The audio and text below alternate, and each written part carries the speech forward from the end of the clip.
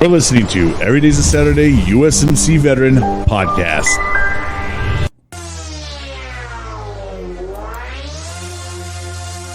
Now introducing your host of Every Day's a Saturday USMC Veteran, the one-man show, Brian Roof. Hey, what's going on, friends and family? Thank you guys so much once again for tuning in. And before I get going, I really want to thank you guys so much for taking the time to watch the show, sharing it out with your friends, whatever. I really appreciate it. I can't believe we're going on a year and a half of doing this already. Once again, you guys can check out the website, edasusmcvet.com.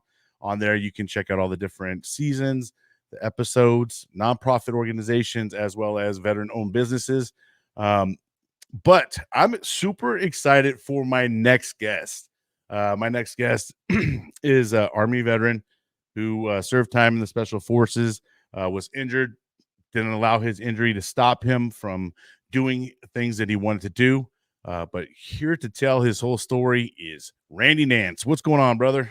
Hey, brother. How's it going, man? Thank you for having me on. So, hey, it's absolutely my pleasure. I'm absolutely glad to have you on. And we want to know all about you, bro. Like, tell us, where you grew up, what made you join the Army, and you weren't ready to be a Marine yet. And that's okay. And what you got going on now, man. Let's get to know all about you. All right, man. So, I'm just we came from mainly a small town in Texas. I was born in Orange, Texas, and which is down, just about 100 miles east of Houston, and right on the Texas-Louisiana border. And the bayou is right there. Like when you cross the bayou, you're now in Louisiana. Right. So nice. That's where Orange, Texas is. And I was, I grew up in the Orange, Beaumont, Port Arthur area till I guess about 7th grade. My typical family, except that my biological parents split up about when I was 4 years old, 3 or 4 years old. And I lived with my grandmother for a few years, which I called Mama Near, and she was my favorite person in the whole wide world. And I guess when I was about 8, I moved back in with my mom in Beaumont, Texas, and I had a great time there, played a great little league. And then I guess at about 11, moved back with my dad, and then we at that time he lived in Orange and took a job with Baker Marine. So 7th grade was an odd year for me because I moved 3 times. And the first move really wasn't that, I was in Beaumont and I don't remember which month, but it was still early in the year. But we had been in for a minute anyway. And I moved to my dad's in Orange, Texas. And that school was behind where we were in Beaumont, so it wasn't really a big deal because I already went over all that stuff. But when he took the job at Baker Marine, that started in Houston, Texas. So about halfway through the year, we moved to Houston, Texas. And that school was way ahead of either of the schools that I had. So I never got to study the Civil War. I didn't dissect a frog, or there were several things that I missed in 7th grade because of that. But however, and then in 8th grade, we moved to Ingleside, Texas, which is where I call my hometown now. I haven't been back in a few years, but it's still where I finished growing up. I went through 8th grade to graduation of high school. And, it was a big part of my life. And that's, I think it's a little bigger now. But when I lived in Ingleside, Texas, and was going to school, population was 5,300. And so, just a small town.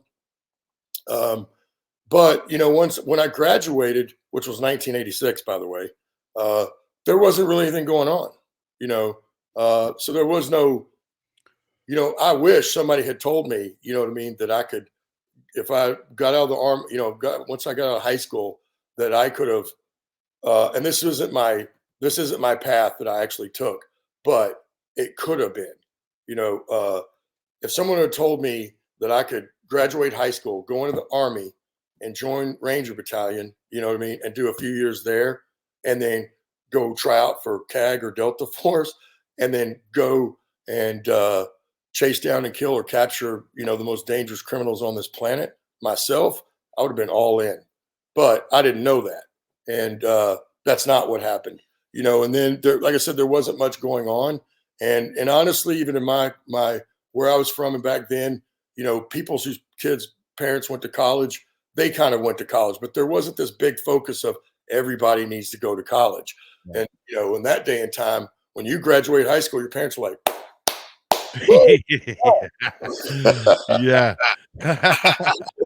So, I got in a lot of troubles what ended up happening. We didn't have all the stuff that you have now that youth can do, whether it be mountain biking. I mean, there's all kinds of things that developed that didn't exist back then, American Ninja Warrior, those type of things. I would have been into any of those things, but they just weren't, there wasn't such a thing. So I ended up getting in trouble, did a lot of drugs, and fortunately for me, by the grace of God, I never got in real trouble over it though. So Right. Yeah. that made a huge difference, so then fast forward a little bit, I ended up getting married and having a couple of kids, and that kind of started turning the wheel. It should have turned it all the way, but I'm a hard-headed guy, you know what I mean? And like anything else, bad habits are a lot harder to get rid of than good habits. Yeah, that is You a can true stop a good fact. habit, no Yeah. problem. But bad habits are just hard for people to get rid of. You have to work to do those. Right. And so I wasn't bad, but I still wasn't doing everything I should be doing with having a young family. And this one day came along. I think it was a Tuesday. I don't really remember. I think it was Tuesday. September 11th. I wake 2001. I wake up just like everybody else in a normal world. And I think how I found out was I was driving somewhere and I stopped at the store, and I didn't hear it on the radio. I just left, but I stopped in the store and it didn't even hit the radio yet. But when I walk in the store, there was a little Asian couple. This was in Farmers Branch, Texas, where I lived at the time. And there was a little store not far from us. A little Asian couple owned it. And I think they lived around the back. The store and their house was kind of together. And behind the counter, there was a door that led into a room that was basically like their break room, I suppose, because on the opposite end of that room on a table was a TV. And when I come up there, I think I'm buying a couple Dr. Peppers, and she's all flustered, man. And she's like, and I can't even understand what she's saying because she does have a broken accent English. And then I finally realized what she's saying. They bomb us. They bomb us. And I'm like, I'm looking at her with that look like, I don't know what you're talking about. And she points through the door and says, she points at the TV. See, they bomb us. And, then of course I see the towers, and I don't remember if that's about when the second plane hit or not, but, right then, man, I went home and it really woke me up. It's like, dude, we got to get things squared away. And then, I was in a sales job that I wasn't doing very well at. About what's your age at this time? 33. 33. Okay. 32 or 33. And I've got a sales job that's in debt consolidation, right? And it sounded good on the front end, and they made it sound great. And it's one of those things, and it was my first experience in sales with ever using leads. So I've only done that twice, and neither time it works out because somebody's always pilfering those leads before they sell them to you. Even if they say you're the very first ones to get them, it's not true. It never is. So it wasn't working out. And I quickly found out if someone's not paying their bills on their own, they're not going to pay you to pay their bills either. Now, again, some people do use them. There is there's a certain amount of people that will use that and they will gain from it. But it's one of those things that still, it takes work, and a lot of people don't do it. And then there are a number of people, when you tell them that they're going to have to cut their credit cards off right now while you go through this process, they don't want to do that. And so I was going to get fired or quit soon anyway. And I'm divorced now, but my wife at the time was in gas and oil well drilling investments, right? And they were only calling millionaires. It was like $33,000 to get in the door, and it went up from there, depending on how many shares you wanted. And it's like, for those of you who don't know, when it comes to drilling, everybody invest in it, and they hope it hits, right? Because then you're going to get filthy rich, even if you were already rich. But if it's a dry hole, you lose all your money. The good thing for them, and I don't know if it's the same way now, but it was 100% write-off. So if you lost that money, you could write it off at the end of the year at 100%. And not many things can you do that. Right. So that was an incentive for folks that have that kind of money. Even if they lost it, they're going to get it back when they file their taxes. And so that job probably took 2 or 3 years to come back, and we actually owed money for in some the commission. She'd already been paid when September 11th happened. I'm sure you remember. I don't know how old you were, but what happened was I was already in the Marine Corps, actually. Oh yeah, so the banks were closed, everything shut down, man, for a week or two, and people started to panic, and people pulled out because that was the only cash they could get.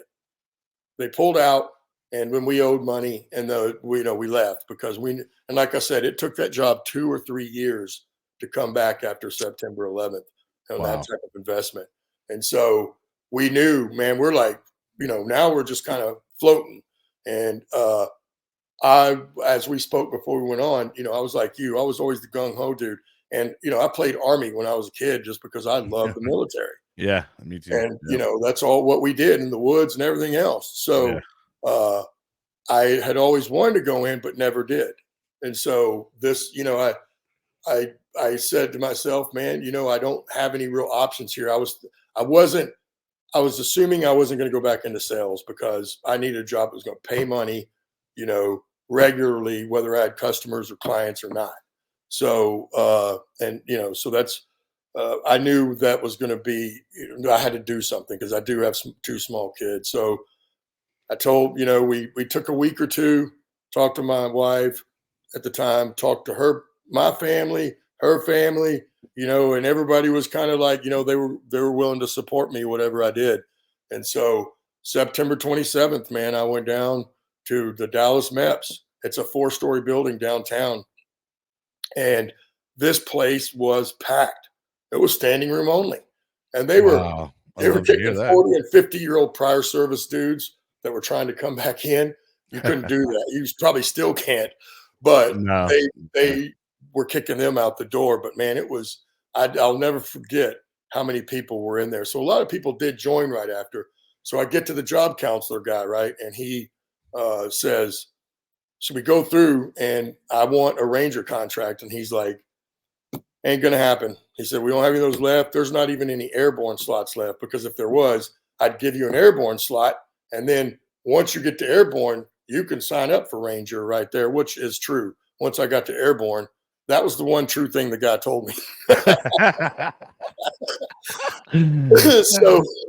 So he says, but I got a deal for you.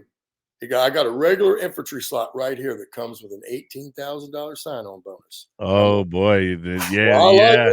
Like now you're talking. Now we're talking, baby. And then he deuces me even further, man. He says you can't go unassigned, and because you have a family. So look, I'm going to send you to Savannah, Georgia. He doesn't tell me it's Fort Stewart, Georgia, and Hinesville, Georgia. He says we're going to go to Savannah. And the 1st Ranger Battalion guys are there. So once you get there, you can go over and link up with them, and they'll hook you up. Makes it sound so easy, huh? Oh, yeah. And they would have hooked me up all right. I'm telling you right now, back in that day, and probably hooked you up to a flagpole. Yeah. If I would have walked up to Hunting Army Airfield outside their compound with a broken television set on my shoulder, they would have shot me right there before I got on the property. So that's not the way it works, as you probably, even as a Marine, know. It doesn't work anything like that. You know what I mean? Right. So I bit off on the deal and went ahead, and I'll tell you, had I stuck to my guns, it might have been different. Now, I don't know, because again, like I said, a lot of people, but I've consulted several people getting in. And the recent one was about, I don't think it was quite 2 years ago yet, but close to it.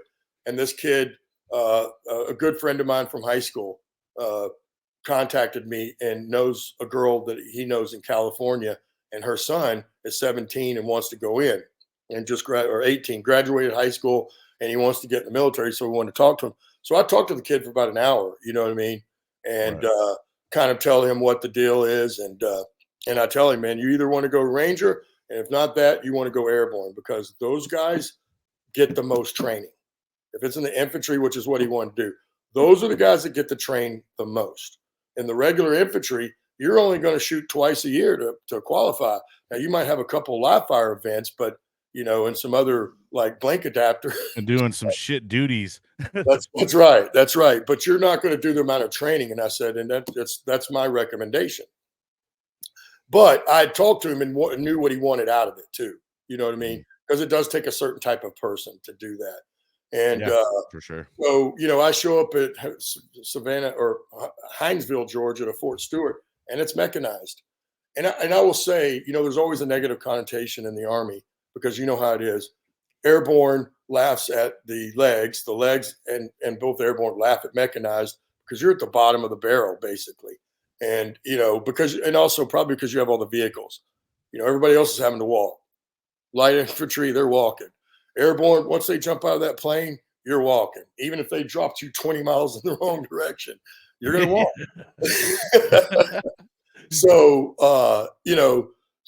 But I will say it was, for the time that I went through, it was an extremely important moment and a building block, for the base of what I was going to become of my Army career. Certainly because when I got there, I showed up, I graduated basic training in March of 2002. And so then I show up to Fort Stewart, Georgia, and, we finished that year. So by November, I was in NTC, the National Training Center, right? And we got to go do that deal.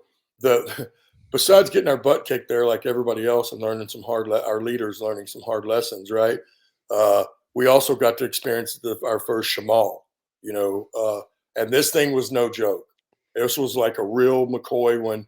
And it's funny because I'd never been in one, obviously, because now we're in the Mojave Desert, and you can see this thing coming off from a long ways up, because it looks like dirt is several miles up in the air. And there's just a wall of it moving towards you. And then by January, we deployed to Kuwait, January 2003. And I spent most of 2003, as you well know, like you did, in the initial invasion. I spent 3 months in Kuwait, roughly. And, March 19th came along, and we rolled across the berm, man, and headed all the way up and ended up in, at the Baghdad. But, it was for me, I was a private, you know what I mean? And were you given a lot of shit because of your age? Oh, yes, man. I mean, from basic training on, I remember, because I was already, notice I'm follically challenged, and I already had, you could already see I could just imagine them guys giving you hard. Once they shave your head, it really shows. So, right. and I just remember one of the times, and I think we were on the obstacle course. I came down the rope, and there's a drill sergeant sitting right there, and he was this little sawed-off guy, complete PT stud, and just a complete you-know-what. And so, and this guy's like, "Bro, how old are you, man?" I was like, 33, son. And he's like, he's like, "Damn, Pry, are you planning on making this a career?" And I'm like, as a matter of fact, yes, I am, because that was my intent, and I signed up for 6 years right off the bat. Damn. 6 Okay. years, man. Yeah, you were committed as hell, man. Oh yeah, I knew I wasn't coming out. And honestly, I took to it like a fish in water. I should have joined right after high school. Maybe your mental state wasn't there, right? I mean, who knows? Or you think you were just right built about for that. this? I didn't grow till after high school. Right. I graduated at 17 years old. I didn't even turn 18 till August. Okay. Yeah. And the 28th of August. So the All end. right. So you were a young one. Yeah. I was a young one, and for whatever reason, I hadn't grown. And sorry about that. No, you're good, man. And I was still, so I weighed into freshman football at 5'3" and 99 pounds. And so, yeah. And it was, Okay. I'll never forget, because we had Coach Bernard in there. He was on the scale, and everybody, we were getting our helmet and our shoulder pads, right? It's the guy we put at nose tackle right there. Oh, yeah. And so he's there with his little clipboard and pen, and everybody's getting on the scale. And I get on the scale, and he's like, and he says, how much go? 99 pounds. And I go to get off. He's like, no, wait a minute. That's got to be a mistake. Get back. I'm like, no, coach, don't make me do it. It's right. So, and then I think I did grow between my junior and senior year, but I graduated high school at 5'6" and 135 pounds. But then the next 5 years, I grew, to 5'11", and Yeah, man, 185, 190 pounds. growth spurt later on, huh? Shit. Yeah, so that sucked. But, I was glad it finally came, Right? It's not coming at all. Go back and see all those guys like, what's up now? Yeah, that's right. And Yeah. so, but, everything that happened even early in my life, all the way, even the drug abuse, all came into play later and played that was a building block for a moment that was going to come later. Right. And so it's hard to say I would go back and change anything, although it's also hard to say that you wouldn't want to change all that, time I wasted. And make doing it early. drugs. Yeah. That's right. I mean, hindsight's 2020 now. You look That's back right. and you wish, yes, and that's how we would have done it better. Yeah. Right. But But this is basically what built you up and I think made you, was the building blocks to get you to where you ended up. You know what I mean? no, it absolutely was, and when you manage the mental thing. So when, I could have probably played golf or baseball in college, either one, but emotionally and mentally, I wasn't mature enough. And, study, I ain't doing that. You know what I mean? Yeah, I right. wouldn't have cut it in college for the grades. Fine. Yeah. I feel you. But when I finally did go back after I got injured, I never made less than a 95 in any class. So it was just applying myself. And that mindset. That's Yep. right. And the mindset, I knew, okay, I'm not going to mess around. I'm going to make it happen this time. Yeah. And when I was in high school, that just never occurred to me. I think I was still just too immature. That's the reality of it. And so it took me a while to get that. But even the drug abuse, I had to get off of it myself. I did go to one rehab. Well, I went to a halfway house, right? I didn't go to per se 30-day rehab program that you see. Right. Those don't work, man. And even me, I was there for 2 months. It was a 6-month program. I only needed 2 months, but because I was the only person there that if I didn't complete the entire 6 months, the rest of them, they were going to prison. They were in the halfway house because the judge sent them there. And if they screwed up, they're going to prison. I was the only guy that had the option of when, hey, I'm done with this and I'm good now, to leave. And, it may have been a little early because I slipped a couple of more times after that. But in the end, it gave me the tools that I needed to actually quit myself. And, for anybody out there that's having that problem, I don't care if you're young or old, you never got rid of the problem. For me, I had to look myself in the mirror and take accountability, and look at myself 100%. and think, this isn't who I was supposed to be. This isn't how I'm supposed to turn out. And this isn't cool. And this isn't good. And as any addict will tell you, that when you're an addict, it's no fun anymore. There is no more fun because you're driven to one thing and all your friends that you're hanging out with are doing the same thing. You know what I mean? So, And you said a key word there, accountability. yes. Accountability is important for that ability to move on. You got to take account for what you're doing so you have the ability to move on. That's why I feel like it's called accountability, right? That's a fact. I tell people all the time, and I hear other special operations guys say the same thing, whether they're a SEAL, Green Beret, or Ranger. People ask you all the time, how do you become SEAL, Ranger, Green Beret? How do you do that?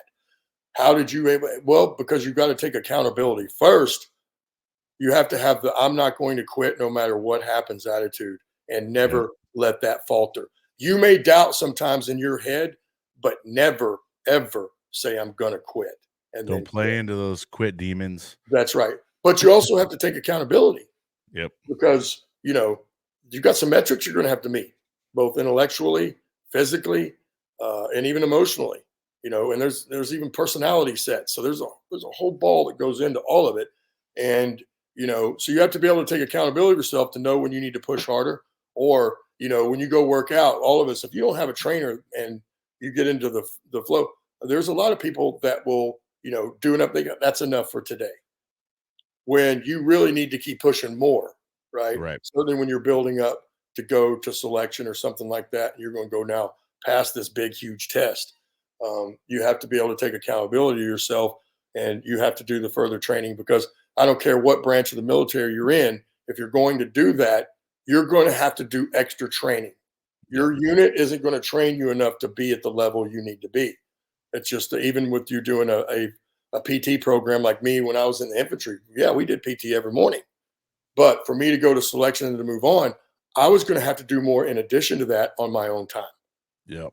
And, it's no different than when you played sports as a youth. The sports that matter to you, that's what you did. You played extra time, you practiced more on your own time because it means something to you. Right. Why everybody else is in there playing video games, That's you're right. out there training, or That's you're out there making yourself better. You're Yep. actually making yourself better physically, mentally, all that stuff, that's the difference between what makes someone a regular Joe and then someone that goes above and beyond, is those guys that are like, hey man, I'll catch up with you later. I still got to go run some hills, Well, that's why there's high standards, right? And Yeah. what we've learned as humans throughout humanity is high standards are good, because it doesn't matter how high we set the bar. That's how good we are. Our Right. minds, hearts, and souls and spirit will find a way to reach that goal and then surpass it. Yep. So it's high standards are not a bad thing. See, So, and more than like a lot of people, and only I guess the people that've been through a lot of the extensive training kind of learn a lot of things about themselves personally too, right? Like absolutely. there's a time in your head when you're like, man, my knees are hurting so bad, my legs are hurting. Oh, I don't want to go anymore. It's still, I gotta stop, but you can't, right? That's right. And your body literally can still do it. It's you having that psychological warfare with yourself, That's right. telling yourself that you cannot do it. That's But right. that's the word that's got to be eliminated in your vocabulary, is I can't, right? Yes. Because Yes. we can and we will, right? Yeah. That's the Yeah. only way we succeed, and that's just the way we're all trained. I think, keep going, don't That's stop. right. That's right. And that's the truth of the matter. That's how we've made it all this time. That's how we Right. became to be 7 or 8 billion, however many's on the planet now. That's how we Yep. got to this point. Humans, we are. You can push yourself a lot farther than you think, because that's the truth of the matter. Your head is telling you want to stop, but you've got a lot more in you. You just have to take control of that and be able to harness it and keep going. Yep. So I guess we'll go back. So I'm basically I went on the initial invasion, and it was a very physically and demanding tour. I was a private though, and I'll tell you, there was a lot of miles, a lot of driving, and for me, and there's a lot of guard duty. There's a lot of fire guard overnight, because not everybody could just go to sleep. Oh man, no, yeah, And it's so, ringing the bell. yeah, man. I can smell the And air. yeah, fortunately for me, we didn't lose anybody that was in our particular. And I was a command driver. It kind of happened because when I showed up to Fort Stewart, I walk into S2, and they're like, "Oh man, this guy's 33 years old." Like the I think the colonel's driver's leaving. Man, you want to be a driver? And I'm like, "Well, what is a driver?" And they go like, I said, I think no. I said, "Hey man, I don't want to be in no Bradley. Here I'm walking in a mechanized unit, into an infantry unit that's pure Bradleys. I don't want to be in a Bradley." Like, no. We're talking about a Humvee. I'm like, I don't know, man. And they're like, well, do you want to be on the line, or do you want to be a driver? I'm like, well, what's the line? I didn't know what line unit meant yet. They didn't tell me that in basic Right. training. The one thing they probably didn't. And so the guy perfectly conned me. He bust open the back door that I just walked into, and I'd already saw him, when I came in, and all the companies were out back cleaning their weapons. Now I know they had just got back in from the field. But all I know at that point that I'm looking at this is I just left basic training, and that's all you get to do.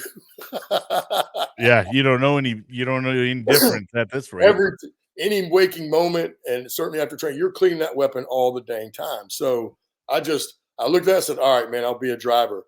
You know, it didn't take me 2 days though. I went to the S3 shop and I was like, oh crap, what just happened?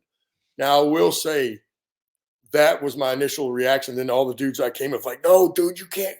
But you know, there was no way out for me because I took the PT test, you know, and I don't know if I completely maxed it out to a 300, but it was a 290 something if I didn't. And so from that time, the E7 was like, no, this guy's not going anywhere. And I will say, though, it turned out to be a good experience and a learning experience for me.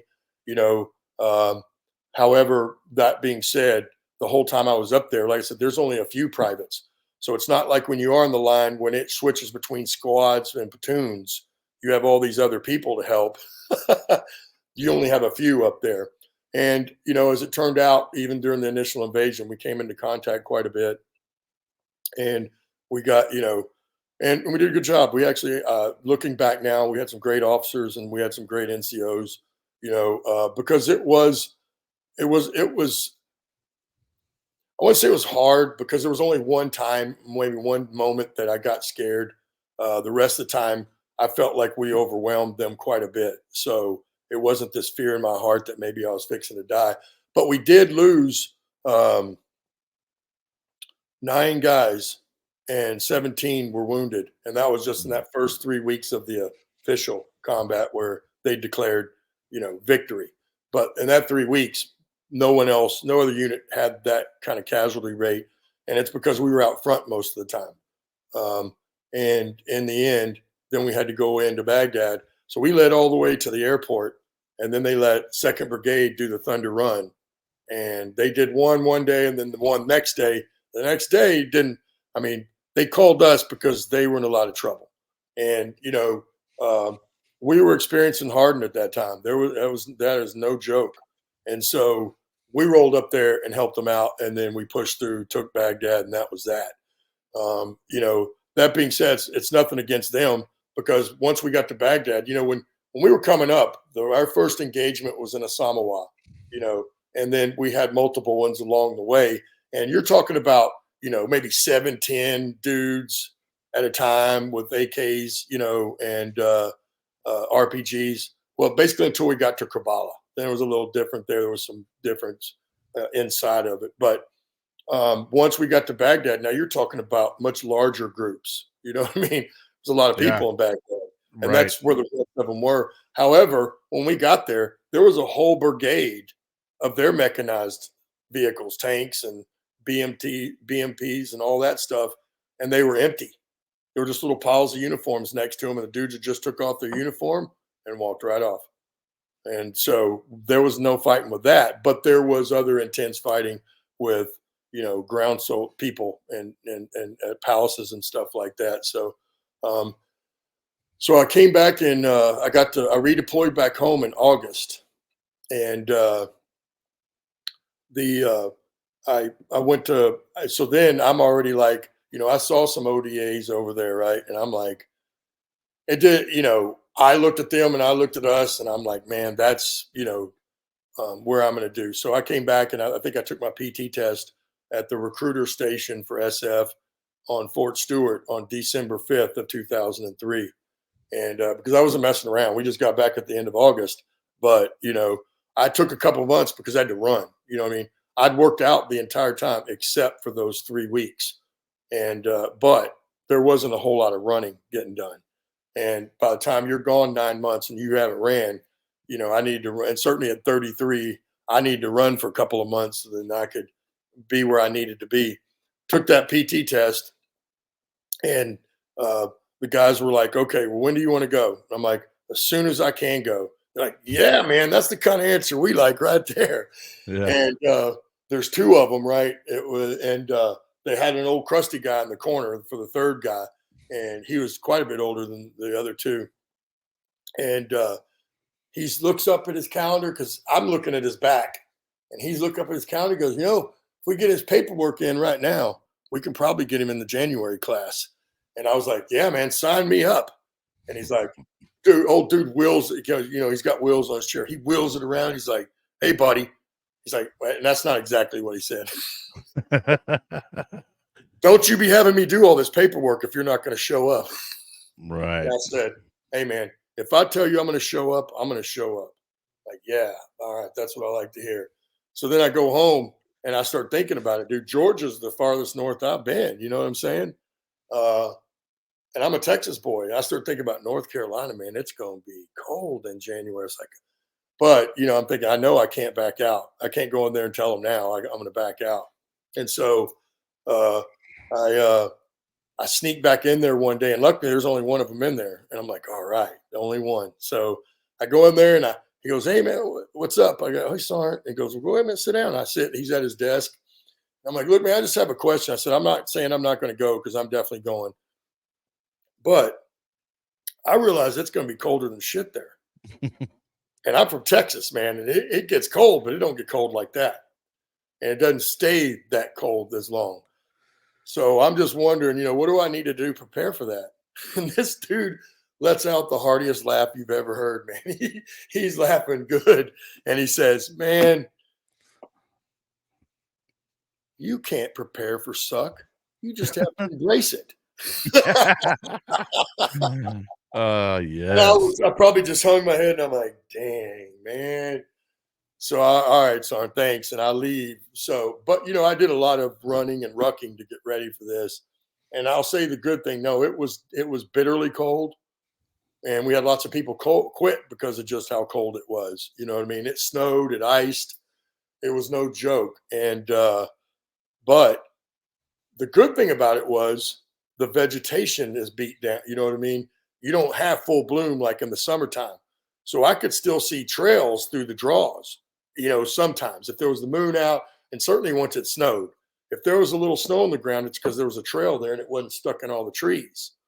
So it kind of helped in a way on the land nav course because the draws weren't as thick as they are in the summer, where people have probably gotten lost in there and never came out. You know what I mean? Officers. Yes, definitely the officers. The funny thing is, though, you get out to Camp McCall where that is, and the Q course, most of it takes place, and that's 45 minutes out of Bragg. You can feel the misery coming out of the ground there. You know what I mean? And I didn't understand that when I first got there. I was like, man, is it just because it's intimidating? No.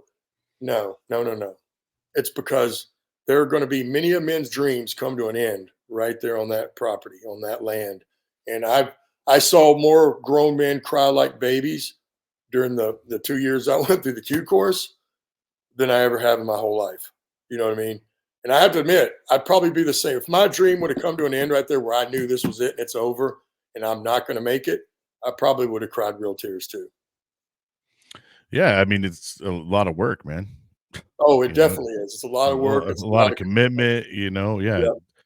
Yeah. And it's a dream. And a lot of mental. That's right. It's a big dream for most people. So the Right. people that go there, because as you know, we mentioned, I think before we got on, everybody knows only about 1% at any one time signs up to even go to the military. It's less, really. But think about this. Less than 1% of those ever even try out for special operations. So you're not talking about a whole lot of people. You know what I mean? And so, but, at that time it was running pretty good because of obviously the op tempo and the amount of people that have come in, and now their focus was on getting all the teams up to speed. And so, the Q course was just, there were hard moments, you know what I mean? And just like any other thing, but the hardest part was being a student for 2 years. You know what I mean? You have no responsibility. You're being told what to do, and you're running around almost not quite like basic training again, but very similarly, right? To training, as long as you keep passing, of course. And then, graduation day comes and you don that beret, man. And it was one of the happiest days of my life, because honestly, certainly from what I told you, even my drug abuse years, if you'd have told me before September 11th happened, hey, dude, don't, one day you're going to become a Green Beret, I'd have laughed in your face. So at what point, what are you, about 34, 35 now at this point? I went through the Q course at 34 and 35. I graduated, at 35 years old. Yep. Wow. Yep. Now, is there what's the oldest that's been through there? Do you know? I mean, so there was one guy older than me. Now, okay. Wow. He was a prior service guy. Okay. And if I remember right, he was even at Ranger Battalion. but he had a Ranger tab.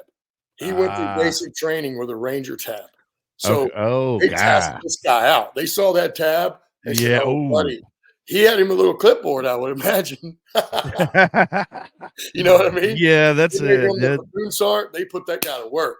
man, they need to cover up on that one. His name's Rooney, man. I don't remember his first name because everybody still called him Rooney. But I remember he was the oldest guy in the course with us that was enlisted, sure. And even on the ruck marches, and you do a lot in the course, and even on your own in training, because you've got to keep up with a certain level of performance. And we would, even on times on our own in the morning when we did our own PT and you weren't in a class or a session per se, you still had to do PT and you had to show up. I mean, these are big boy rules. Yeah. But this guy would smoke, dude. It didn't matter if we were doing 10 or 15 miles on ruck march. This guy would smoke the whole way. Sounds like the Marines, man. That's the whole platoon be sitting there smoking cigarettes before they hump, man. I was like, man, this is crazy. But yeah, so the thing was there was a few older guys, and again, probably just because of the day of time it was. We're only 4 or 5 years after September 11th, so everybody's still making their way that way. So although there still were obviously a lot of younger guys, and I was still definitely on the upper end, quite a bit. And so, but you know what I mean? I was a stellar performer, was never in the back, or anywhere near that. I was always up in the front or the back of the front. I never made it to the very front because at this point, you got 20-something-year-old studs that are like going. Been playing football or something. Yeah. Well, and my recruiter told me there's going to be a bunch they'd opened up the 18 X-ray program. See, this wasn't available when I went in, or I would have signed up for it. Absolutely.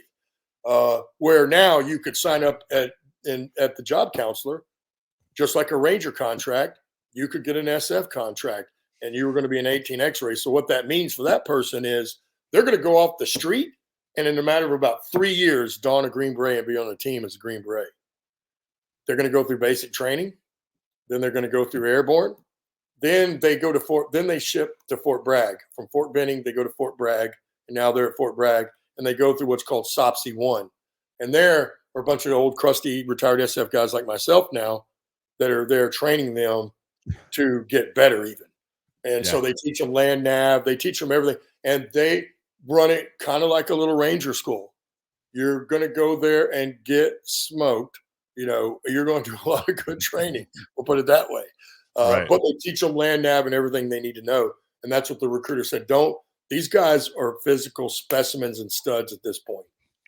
And honestly, it would have been a whole lot easier for me if I could have went to basic training airborne and then right into selection too. There would have been not a piece of cake, but I wouldn't have had to work as hard as I did, coming from where I was a couple of years down the road. And then they go through that SOPSI 1, providing they pass that. And their land nav is the last part that they have to pass. And there's not a point sitter on these, right? Like in the Q course, there's a point sitter sitting on a tent. And you go in and you give him your stiff, and he says, yeah. Or, well, if you're in the wrong spot, he says, you're in the wrong spot. And if you're not, he just takes it and he says, go sit over there or whatever. And then he puts your next point on the paper. And then because they only give you one at a time. All right. And so, because if they gave you all four at once, you would find the shortest route to do all four. So they don't want you to do that. That's right. They don't want you to do that. So they give you one at a time. And but in SOPSI 1, they're going in the middle of bushes just looking for one of those, the green metal flat sticks you have to put wire up. Yeah, That's all it was. It has a number on it. And that's how you know if you're the right one. So that's how they teach them land nav. And when they get to selection, man, these guys are just blowing. Now, I still outran some of them, but some of them definitely not, and some of the other guys.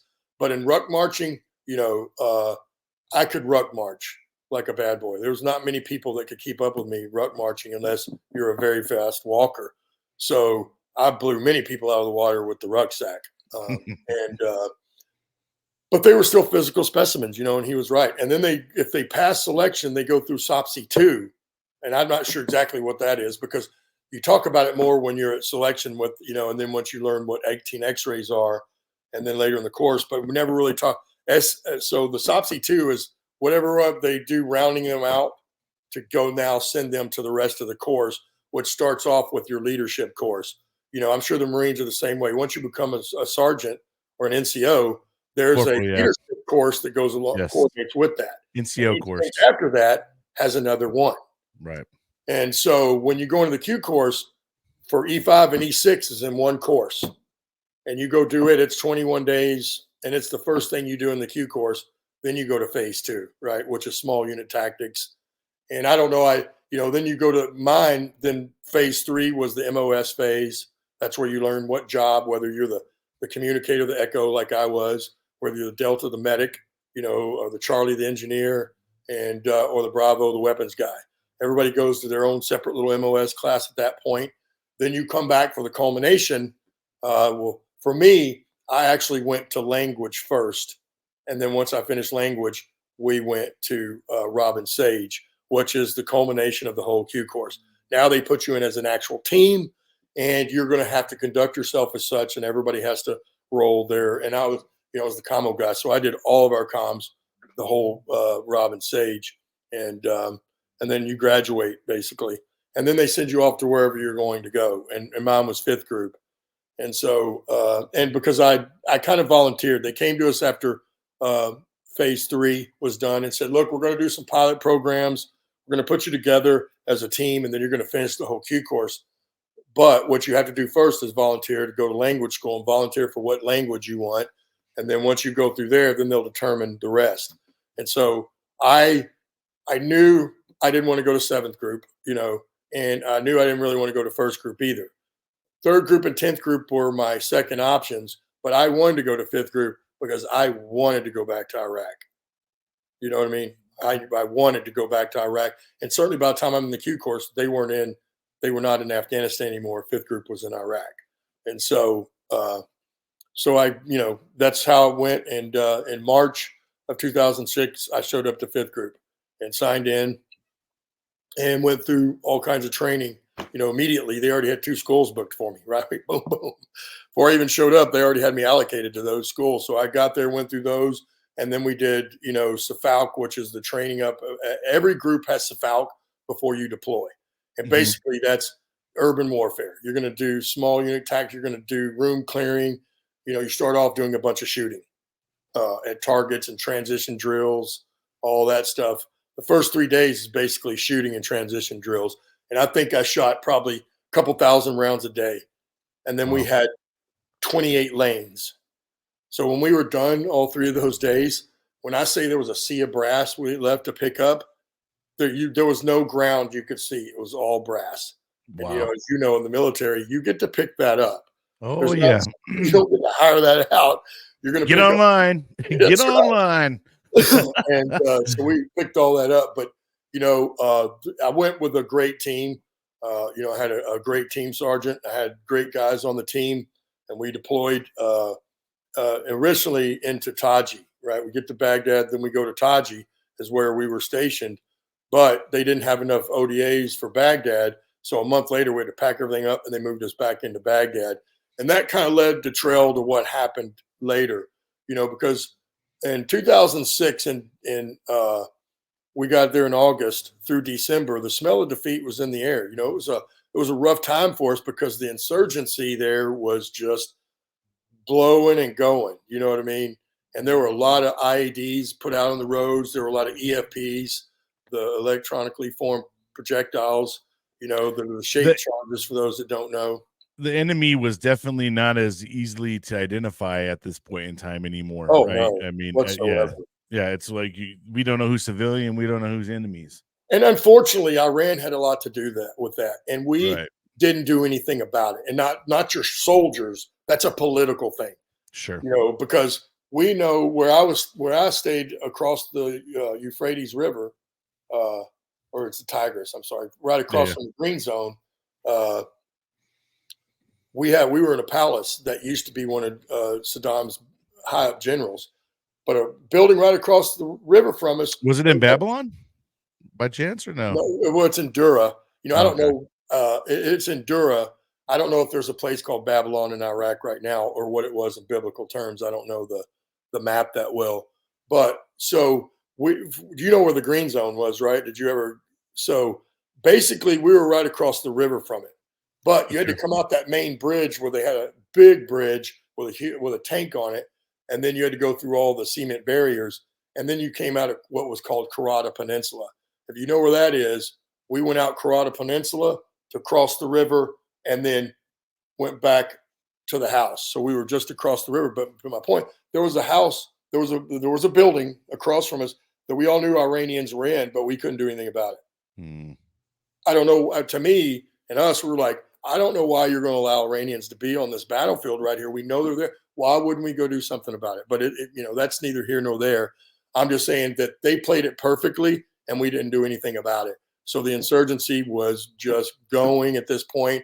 And, as everybody knows now, it's history. It was January 2007 when Petraeus came in with a big push that literally changed everything.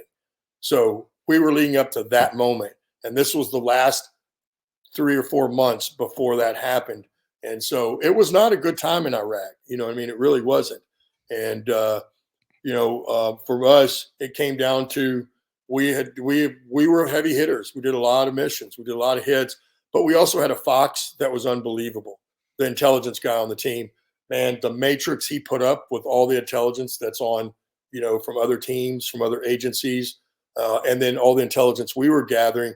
He put all that together, and the matrix he built out was unbelievable. But the good thing about that is it kept us busy. We weren't just sitting at the house playing video games and turning in reports. We were out doing stuff. So what comes along, and it's December 22nd of 2006, right before Christmas. I ran 4 miles that morning. Talked to my ex-wife, but I talked to my wife, and that evening we were going out because we had just turned in a tip. It's a plan. The tip for us is a plan. And when I say plan, when you plan a mission, it's every single thing. Each MOS, each job, your engineer, your medic, your weapons guy, and the communicator, and the command team, which is the team sergeant and the captain and a warrant officer. And everybody builds a different part of the plan, and it all comes together. And then we have all the intelligence in it, like that we've gathered. And at this point, you had to have, I think, 3 independent sources that were saying this is who this is, and this is what they're doing. You had to have 3 different independent sources saying that before you could actually action it. And so we turned in a tip that had 23 bad guys on it, and that is an extremely large package. Normally, a big one might be 7. You're not always going after a whole group of folks, but 23 bad guys on the tip. And the neighborhood they were in Baghdad Jadida was a smaller Mahalia inside Baghdad Jadida. And for those that don't know, everybody's heard about Sadr City on the news. Sadr City is here. Its little sister, Baghdad Jadida, is right here. And then Baghdad is right here. So they're the 2 worst parts of Baghdad. And so they had the conventional forces had fenced in this neighborhood all the way around it. And it was about 12 streets in width or length, and then 7 in width. And so that's where the 23 bad guys were, in a big, large built apartment complex like you would see in New York City, but more like a cement one like you see in the Middle East. And so we went in that evening and to get a clean route in and out, right? Because the conventional forces had just switched out. And the commander that owned this battle space was from 1st Cav, right? And they were brand new in the area. And because of that, we had missed a high value target about a month before that, because they don't know the area yet. Like when we got into country, 4th ID was there. They'd been there either a year or maybe even 18 months. This might even been in the tail end of those 18-month deployments for the conventional units. And we would show up to their talk to talk to them about what we need to do. And they would go, oh yeah, we know exactly who that is. And we know exactly where they live. Let's go. And so things went flawlessly. Plus they would drive white light, 60 miles an hour, baby. And you're screeching the tires at the deal, hopping out, putting the charges on, backing off, blowing the door. And you go in and all their phones are going off because the early warning systems are calling them, but it's too late. And because the biggest problem was at this point, there are a lot of Iraqi police checkpoint stations. Now, they're supposed to be on our side, but they're not. And we all know it at this point. But there's nothing you can do about it. We can't do anything to them. We can't stop them. It just is what it is. And so you would watch them calling them when you drove by. They would be calling the bad guys, letting them know we're in the neighborhood. And so the new guys now wanted to drive blackout in 5 or 10 miles an hour. Well, you're not going to sneak into Baghdad with 100 vehicles anywhere, no matter what you're doing. So I'm sure they learned that somewhere down the road. But we went in because we needed to make sure there was a clean route in and out, right? So we didn't drive the same way. For those that don't know, if you drive in somewhere like in Baghdad back in this day and did a hit, once you blow the door, everybody in the neighborhood knows. You try to drive back out that same way, they've already put IEDs out, hoping you're going to come back that way. Right. So They you have to have expect a that. whole nother route out. Yep.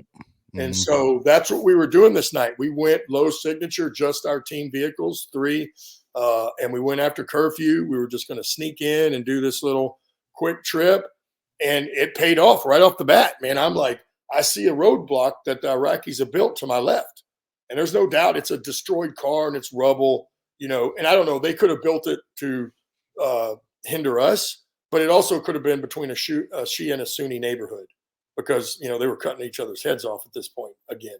And so I was literally writing on the map on where this roadblock is, so we know now. And the next thing I know, the Humvee rocked, but it wasn't, so I had pelters on, so I didn't really hear this loud boom, and from what I know, my other team members that were the gunners said it really wasn't that loud of a boom. I don't really remember, you know what I mean? But I know my map was gone. My pen was gone. I was wearing some clear lens glasses because it's dark, and they were gone. And I'm just sitting there going, thinking to myself, what just happened? And then I hear IED drill, and all that, you know what I mean? And now we've practiced this in training back in SFAS. We've practiced this on our own as a team. At some point this is a possibility. So when I'm hearing it now, I know this is real world. This is no joke. And I even asked myself, well, was that us? You know what I mean? Are we talking about us? Because when the Humvee rocked, as you know, if you're driving a Humvee in Baghdad, it's not like driving around roads here back in America. There's rubble, there's trash, there could be holes, there's all kinds of stuff. So it's not just always even. So that could have been it. But once I hear them do the IED and I'm thinking, dang, the next thing I know, I breathed in something horrible. And then my legs went up like matchsticks. Because so we did get hit by an EFP. Luckily for me, it just grazed me. It took 50% of both cheeks. Wow. 50%. So, folks, I'm a legitimate half-ass now. No denying it. Oh, man. The funny thing is the VA gave me 50% for each cheek, bro. 50% for each cheek. Wow. Yeah. Well, I guess they're split now. Well, as it turns out, your butt does a lot more than you think it does. I can still run, and I can still run fast, but not like I did when I had a full butt. You know what I mean? Yeah. I can't riding a bike, going up hills. Like if you're riding a mountain bike, and certainly with obstacles where you're really having to stand up and hump it, it's a whole lot harder. Wow. I'm missing half the muscle. Right. Yeah. Shit. From both of them. Wow. So, but then it went through the fuel tank, and it sprayed across, and it set my legs on fire. And like I said, it was matchstick. There was no small flame, and in point, I had inhalation wounds. I breathed in the superheated. I never knew this till I told my story like this for many times. And I told it in front of some firemen. And then they said, well, you know what it was? You breathed in those superheated gases. So unfortunately, not enough to kill me. But I did have inhalation wounds that still affect me to this day. I had real light facial burns. And although I know you can't put yourself out because I worked on an ambulance for 7 years, that's what I did out of high school. I try, adrenaline kicks in. Your body just does what you know to do. For about 4 seconds, you have no control. And, so I'm even going, why am I trying to do it? I'm trying to put myself out. All it did was put my hands on fire. So I have no fingerprints on the tops of my fingers. So when I went to get handgun licenses, well, after getting out of the military, the FBI came back and said, "These aren't your fingerprints." I said, "They are now." I was burned. Oh, yes, they are. So I had to resubmit them, and then now they know. So, but reality is, it burned them right off. And Wow. you know, the good, you know, the good thing is, we made it out of there because they did initiate an ambush right after that. The We were fortunate because all three of our vehicles had 50 cals, and and our 50 cal gunners were in the turret on the gun. At this time in Iraq, when you drove around, all the conventionals force, certainly the Army, they were sitting inside the Humvee. Now, just underneath, all they had to do was stand up. But because of the sniper, they were no longer allowed to stand up in the turret, which, is, I don't know, could be a mistake here or there, but nothing said, it's what was happening. But the 50 cals went off, they backed off. And, since we were only about 15 or 20 minutes in the green zone, they just packaged me up and we hauled ass to the green zone. And funny thing is, I didn't know the thing had hit me. Happened so fast, I had no idea it hit me. Now I knew I was on fire, and now I was out. But I was trying to talk about. I was trying to tell myself maybe it's not as bad as I think. You know what I mean? Maybe it's not as bad as I think. And all of a sudden, like you hear people say on other instances, a voice in my head said, "You should check your butt." And I don't know why. So of course I have gloves on; they're burned.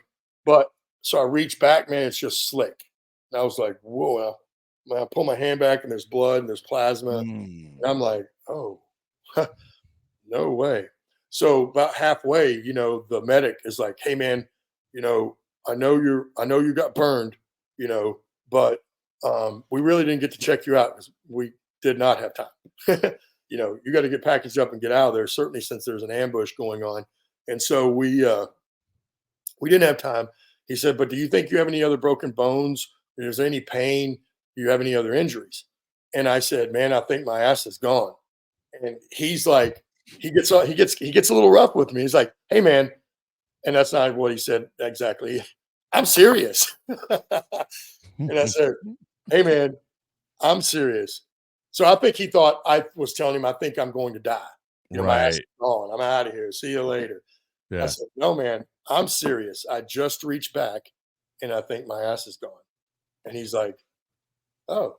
He said, "Well, let me look." He said, and now we're packed into a Humvee, more people than supposed to be in there. So we've got to do some finagling to make this happen. He goes, "I'm going to pull your pants and I want you to shift and turn and roll towards me." So we do that. And I feel my butt come up and he lifts and I could tell his head's over and he goes, "Oh," and then he just puts me back and he sits, he goes, "Man, you went through some shit back there, didn't you?" I was like, "Yeah, man, I did." And he starts to make small talk, right? And I was an EMT and on ambulance. I know this is what you're supposed to do when you don't want someone to go unconscious, or you think this might be serious, right? Or they might even be losing their life. You try to keep them awake, keep them calm, and you use small talk to do that. And I said, I told him his name was Matt. I'm like, "Matt, listen, I know what you're doing, and I know why you're doing it. And look, if anything changes, if I feel anything at all, if I feel pain, if anything, heck, if I don't feel nothing at all, I will let you know." I said, "But right now, I'm really pissed off and I don't feel like talking." And I could still see the silhouette of his helmet because it's dark, obviously, but he's between me and the windshield. We even though we're in the back seat, and I could see his head start to do this. He says, "You know what? I'm going to take that from you right now." Mm. And so we literally, got to the cache. They put me under. I woke up 5 days later in San Antonio, Texas, at Brooke Army Medical Center in the burn unit. And I will tell you, besides the fact that I heard my now ex-wife saying, "Hey," tell me hello, basically, and that she loved me, and if I knew, and asked me if I knew where I was. But I knew right when I woke up that I was alive because I was in such significant pain. There was no Mm. doubt about it. There was no question in my mind when I woke up. Am I still alive? What's the deal? There was no doubt about it. And so that waking up there in the burn unit was when all the pain started for me because honestly, I didn't feel a thing when it happened, not one thing. And one, I know my body was in shock for sure. There's no doubt about that. But I was also honest with him. I was pissed off, man. I was mad. They got me. I Yeah. knew I wasn't going to be doing the mission now. I knew I wasn't going back to the team house with my guys tonight, and I guess I hadn't really thought it all the way through that, you're fixing to end up back in the States. And certainly Mm. within a few years, this is going to be effectively the end of your military career. And it was, in fact, the end of my team time. Like I said, I was always a stellar performer. And my team sergeant was a very qualified, very well known, very respected guy at Fifth Group. And he's the kind of guy you want to be your team sergeant. He was the epitome of a Green Beret as far as we all knew him. He was killed in 2009 in Afghanistan, but that's why I kind of spoke on him in the past tense. But, he kept me on the team for several months after that, and that's not normal. You get injured and you sent back to the States, you're off the team because they need to replace you right away. And then, so he kept me on the team, but I eventually had to call and tell him, when they told me that this was going to be a 2 or 3 year process for me to rehab and recover from this single event, I didn't want to believe it. I didn't want to accept it, but it was the truth. And then I had to tell them, and then they had to cut me from the team. And I thought I would come back. You know what I mean? I really thought I would still, because one of the first things I said is I'm going back. And I didn't just mean to the team. I mean, I'm going back to Iraq. I'm going back. That never happened either, and which is fine. But, I will say that, my time on the team was short, but I was living my dream. You know what I mean? And it took me a while because certainly once I realized this and had to accept it, it took me about 6 months really. But once I did, it was like, having to, same thing as those guys in the Q course, you're having to put that down before you wanted to. And it was very tough. It took much longer than 6 months. 6 months is where I finally started accepting, okay, I'm going to have a long road of recovery. But I still thought that I would be able to go back to a team if I wanted to. All I needed to do was get healed up enough to go back and do a PT test, you know what I mean, and get back to the same physical fitness level and be able to perform at the same levels that I need to be on a team. And I really thought that was a possibility. What ended up happening is I had severe nerve damage, right, in both legs. However, when I woke up, my right foot still worked and my right leg was fine. Now, they were both swollen big time. My left leg, the foot didn't work. And so the difference in that is when they measured my ankles, my right ankle was 15 inches. That's how swollen the whole leg was. And then, but my left was 19 inches, bro. When I was in the burn ICU, I still remember that to this day. It was 19 inches. That's how swole. And it was also hypersensitive. I couldn't lay a sheet over my left leg. And so it was a long recovery. And, as it turns out, it took me about 8 months to get out of Brooke Army Medical Center. And I had gone way farther than anybody thought I would. I recovered, got up, because I had to learn how to walk again. I had to learn how to walk again all over. And I still remember having to move my legs in bed because I couldn't do that. I had to use my hands to pick up my leg and move it. And so I had to go from a wheelchair to a walker to finally walking, and I had done all that. And I was ambulatory by the time August came around and I went back. But I get back to group, and I'm still a patient. I was 239 on that when I was wounded, 239 pounds, worked out in the gym 3 or 4 hours a day, every single day, and I ran every other day. And now I'm 185 pounds, lost 60 pounds in a month and a half in a hospital, 60 pounds. And so I go back to group, man, and they put me in with the battalion command sergeant major, and basically within 5 minutes, he's telling me he's going to ship me to Tampa, right? That if I wanted to come back, they would take me back anytime, absolutely no problem. But he was going to send me to Tampa so that I could rehab and recover better and not be around being the pressure of trying to get back on a team. That's the way he put it to me. And so I didn't want to, but, I was an E6, and I know if I told this guy no and it upset him, there would be no escape for me. He's command sergeant major. There would be no escape. And so that's what I told my wife. my ex-wife now, but we moved to Tampa, and it turned out to be better for me because SOCOM is a 4-star command, right? And that's where all the money flows to every special operations unit. It goes from the Pentagon to SOCOM, because SOCOM is a Title 10. And a Title 10 is just like another service: Army, Air Force, Navy. Now, as you well know, the Marines is not, because the Navy owns them. The Navy has Title 10. Right. Well, SOCOM has its own Title 10, and that's for the source of funding. And so, I got to go to the best doctors in the nation on my case. I went to the doctor for nerve graft. And let's see, this was 2007, I think, or 2008, one of the two.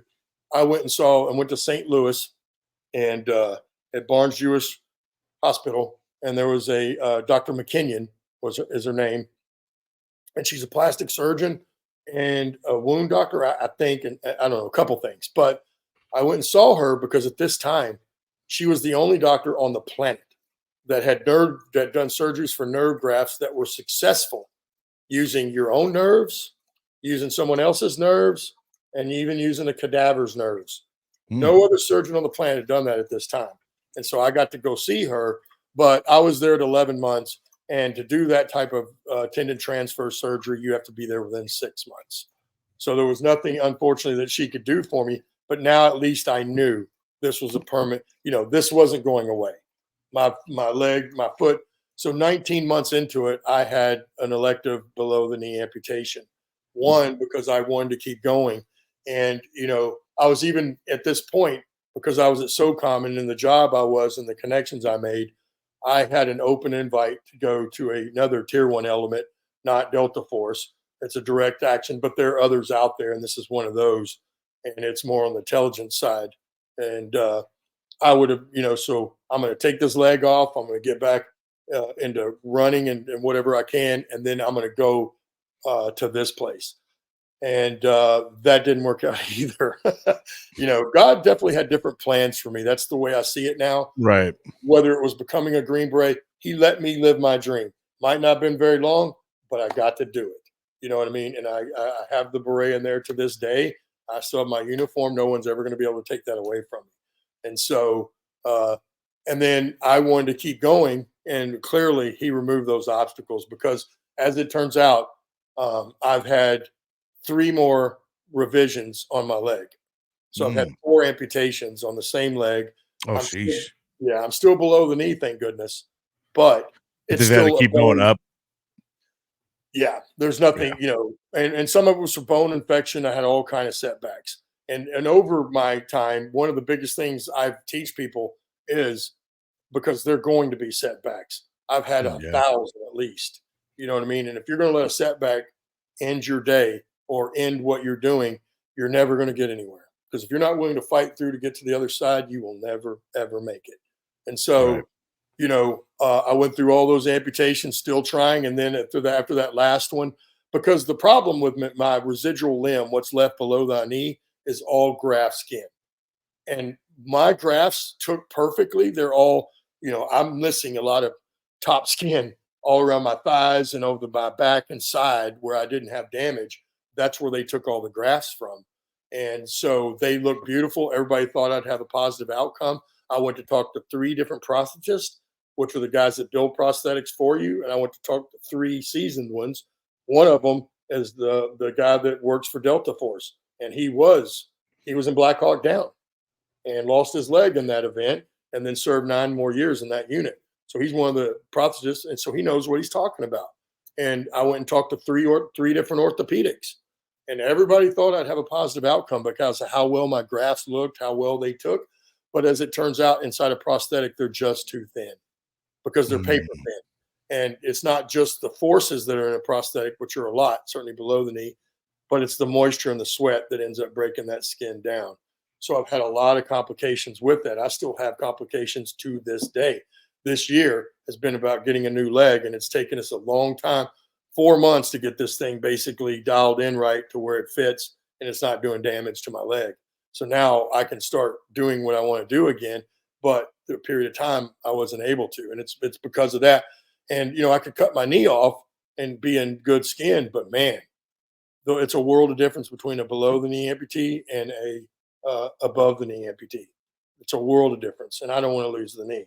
So the reality is, though, my SOCOM time also came into play. I came into a lot of nonprofits, right? It was part of my job because I was in the patient advocacy side of the house for SOCOM, and then I went to work for the Green Beret Foundation for 4 years after that. So I've had a lot of experience in nonprofits and a lot of different benevolent cases, right? Including Extortion 17. When that went down, I was at the CARE Coalition in SOCOM, and I was the representative they sent to Damnick to work. We had a small committee and a talk basically inside Damnick and their talk, their home building, that had to go through all the benevolence to make sure everything was done legitimate and legally, because there was a lot of benevolence that people, donated to them for this one single event, which was great to see because there's a lot of guys. That's a lot of expense and a lot of moving people around. So that helped me to where I am today. But it was also recovery steps along the way as well. So then we fast forward to my end of the time at the Green Beret Foundation was in like October and November of 2016. So now I think I already am. I'm 50 years old, right? I'm a white guy. I have some college, but I don't have a degree, and all of my skill set, I'm not going to do anymore. I'm not going to go be a contractor. I'm not going to carry a rifle. I'm not even going to go become a law enforcement officer because of the injuries that I have. And so I'm thinking to myself, man, the best years of my life may be behind me. And that was a scary thought. That was the first time I'd ever had that thought. And I came across the Adaptive Training Foundation, right? And the Adaptive Training Foundation is a 9-week training program. And I'm a head trainer there now. And what we do in that 9 weeks, when I first showed up, I was in class 12, which was in April of 2018. And I show up to this class and I'm like, yes, because they train you 3 days a week like a professional athlete physically. And it's hard. You have 2 to 3 trainers with you, and they're going to push you very hard. And there's no off week because you only got 9 weeks to do it, right? And so, but I quickly found out one of the biggest things we do, and we've touched on it lightly throughout the podcast here, is the mental aspect. So we really, at the Adaptive Training Foundation, really work on the mental aspect, starting before the workout, and then after we'll have some breathing exercises. We work on mindfulness. And then one of the biggest pieces we work on is self-talk, right? Because self-talk, the most important conversation you're going to have every day is the one you have in your own head and with yourself. And so those are extremely important things. And I was terrible at it. I can't tell you how much it changed my life to actually now work to not do that, because I grew up in an area where you did that all the time. Yep. But there it is. And that was me. And so the good thing is all that's built in together, right? You do it all at the same time. Each week has different mental focus. Like, in the beginning, we'll have them start making like whatever their power phrase is, right?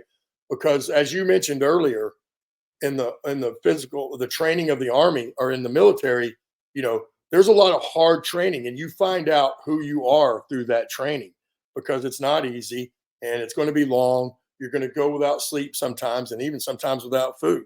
So it's you learn a lot about yourself, like where are you going to quit? How hard are you going to push yourself? How hard can you push yourself? And then you start learning those as you keep pushing yourself harder and harder. Well, heck, I could do a whole lot more than I thought. Every time you're tired and it's really only in your head. You have a whole lot more juice to give. You just have to find a way to tap into that and then use that. And so that's why the physicality of the 9 weeks is so hard. And then we also have the mental aspect of it, because we want them, everybody shows up to the course with this long list of items they can't do anymore because everybody's disabled. To get in the Adaptive Training Foundation, you don't have to be military specifically, because we're about half and half. We're about half veterans, half civilians. You just have to be disabled to get in the club, because this gym doesn't have a public membership. There's no such thing. And so when they show up with this long list of things they can't do anymore, the doctors told them they can't do, their family and friends have told them they can't do, and heck, they even believe some of it themselves and have told themselves on some of those things. So we will then put them through this 9 weeks and show them, in fact, that is not true. And with the exception of certain level of spinal cord injuries, we're going to erase that whole list and show you now you may have some additional challenges to be able to do that same thing, right? You may even have a couple extra steps to be able to perform whatever it is that you used to do that you can't do anymore. And we take that a step further. We also include things that you never did before, right? But it's also important, like I just mentioned, that people things that they think they can't do that they used to do that they loved, whether it's a sport or whatever it is, we will show them that you absolutely can do it. You're just going to have to make up your mind that you really want to. And then now let's go about the steps of getting you to the physical fitness level and the mental sharpness to whatever that level is to do that. And then we'll walk beside you while you do it. And so we don't want it to end at the end of 9 weeks. We call it a tribe because everybody's going to still be a part of it. And then we work on them not only to attain their goals during the class, the short term, but let's make some old ones and even an old shit goal, right? Something that's going to make you a little nervous to do that you're going to actually have to keep training to do this one, whatever it is. It could be a 5K, it could be 100 miles, whatever, swimming, it doesn't matter what it is. It's whatever that person. So you see all these folks in here. If this was a class, every one of them would be doing different things, right? This is what's called Sweatiest Hour right here. And we have this the first Friday of every month. I see kids in there too. Oh yeah. Cool. Everybody's invited to Sweatiest Hour, and you come at 6 p.m.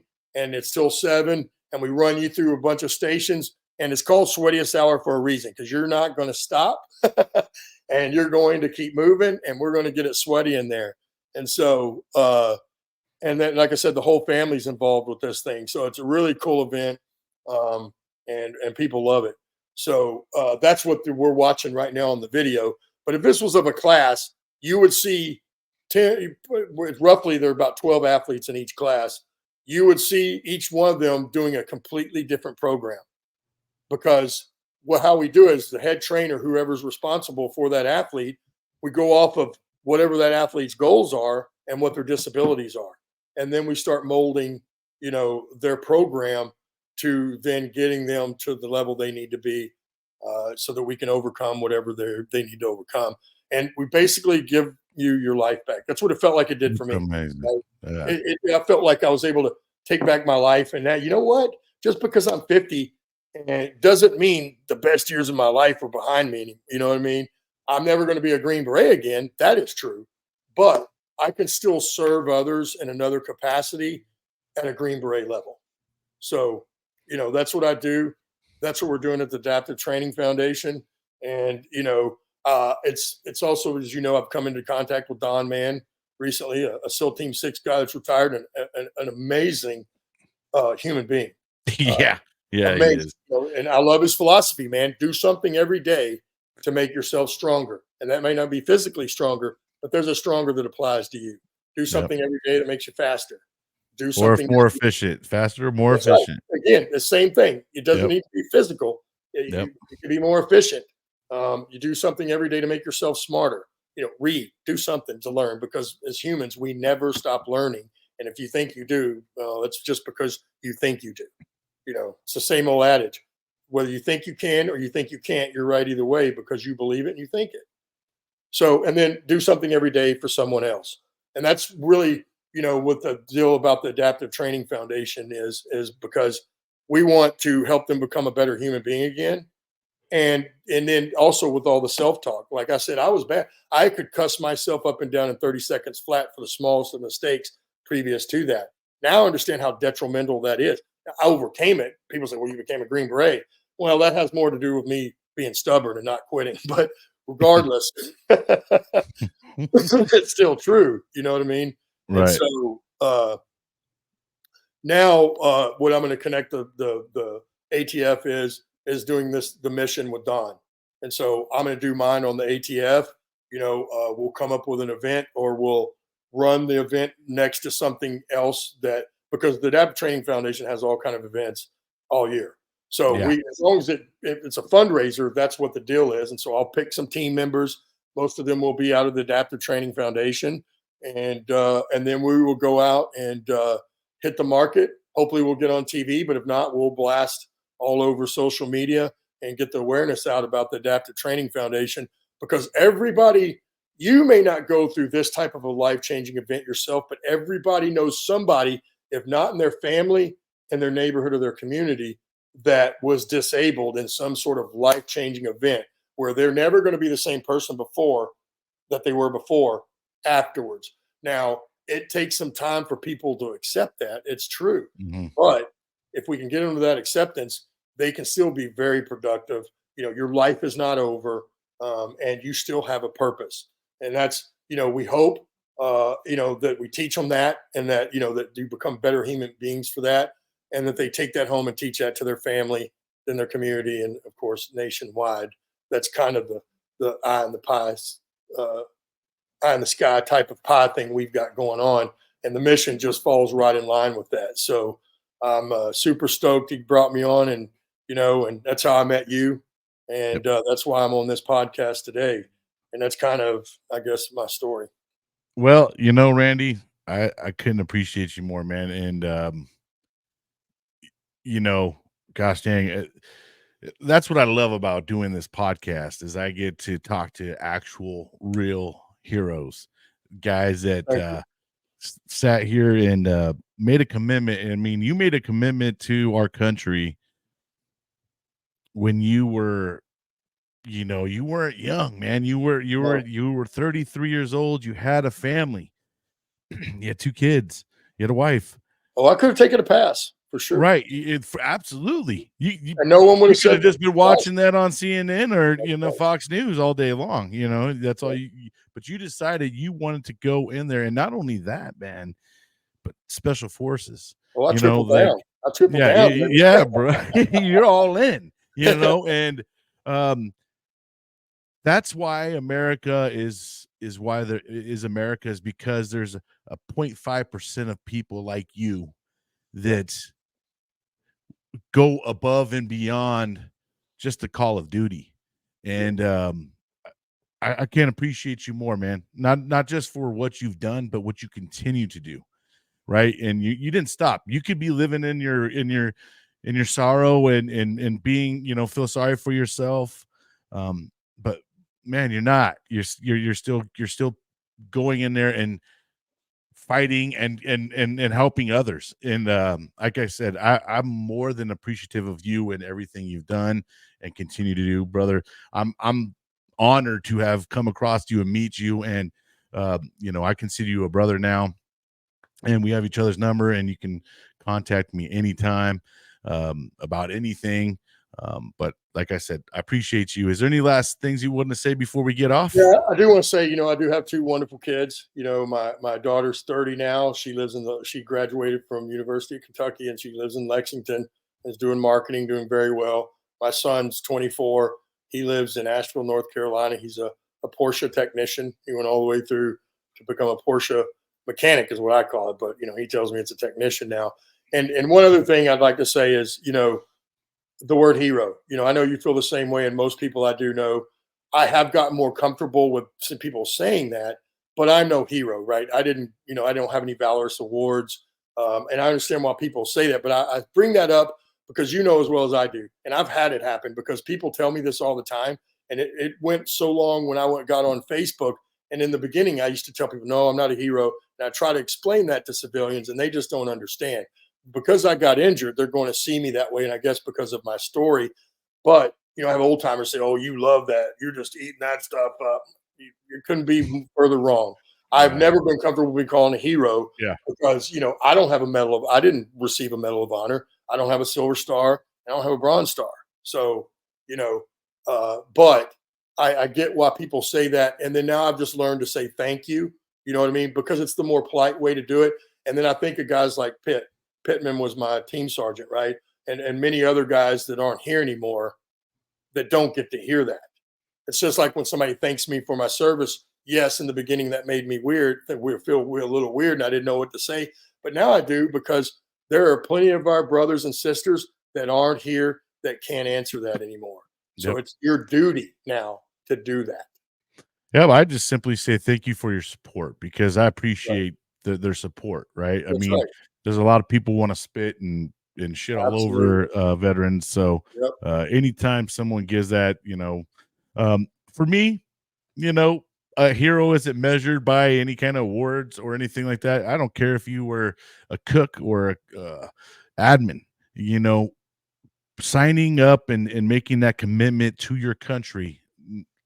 Makes Very you a small hero. percent, That's very right. small percentage do that. And I'm with you on that. I'm with takes you. honor, takes courage, and it takes commitment, Yes, it does. 100%. But Yeah.